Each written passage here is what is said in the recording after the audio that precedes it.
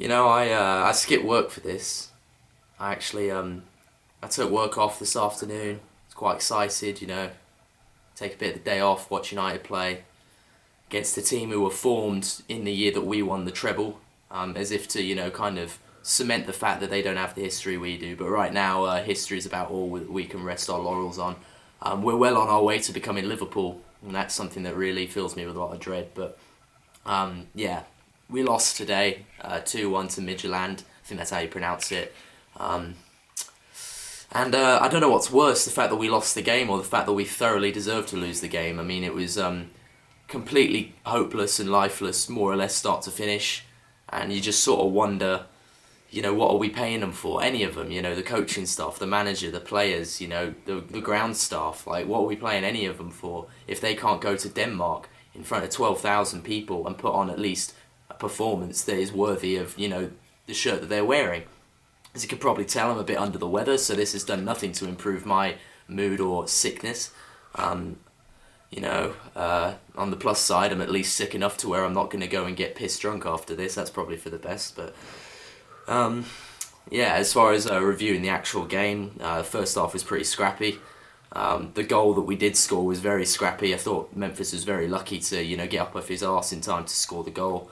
But once we got the goal, there was an air of sort of, I don't know, hopefulness, this sort of kind of, all right, we've had a bad start, but from here we've got the lead, got an away goal, let's just, put on a clinic and make this, make this a good first leg and make the second leg easy on ourselves. There was none of that. I mean, we lost De Gea in the warm-up, we lost Rooney midweek, and at this point you're just sort of thinking, those probably are two only world-class players, and with Rooney it's very much a question mark. And you just sort of wonder, where we go from here. Obviously, the goal that they scored, the first one I should say, was complete shit from our perspective. We had the ball, we had control of the game, and that was really when we lost control of the game, is when I think it was Paddy McNair plays the most boneheaded square pass across the middle, 30 yards from his own goal.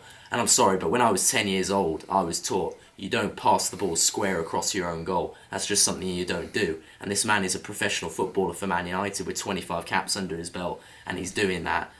And it's just, it's silly. It was reckless. And then we went and made their player, I've forgotten his name now, I'm trying to block it all out to be honest, but who danced through our entire defence as though they were made of paper, which at this point I think they probably are. And we made it look very good. He got quite lucky with the deflection off Smalling, and Romero was unlucky, but there you have it, 1-1. And then after that, it was all Midtjylland. You thought, all right, we've got half time, we'll come out in the second half, we'll, put on a performance. But there was none of that. The second half was completely lifeless. There wasn't not even a single moment in that half where it looked like we were going to score. And when they scored, you just thought, well done, they deserved it. We didn't have a single player who looked like he was up for it today. And, it's ridiculous because we played a strong team. Juan Mata was on the pitch, Ander Herrera, Michael Carrick, Anthony Martial, Memphis Depay, the list goes on, Chris Smalling. And none of them played well. Not one of them played up to the standard that you'd expect. And I don't know what it is. Like, you can't blame the manager for players performing like that.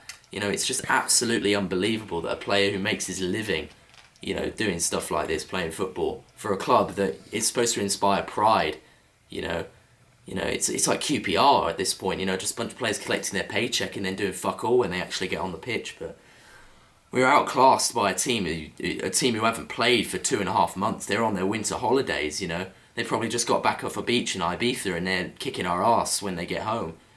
And, you're thinking, match fitness should have overwhelmed them, but we didn't have any quality, You look at individual performances, had some youngsters, Donald Love. I thought he was decent against Sunderland. I thought he had a very poor game today. I'm not gonna harp on it too much. He's a young player. It was his first start. But Anthony Martial, where was he? People talk about how we need to play him through the middle, put him back out wide after that.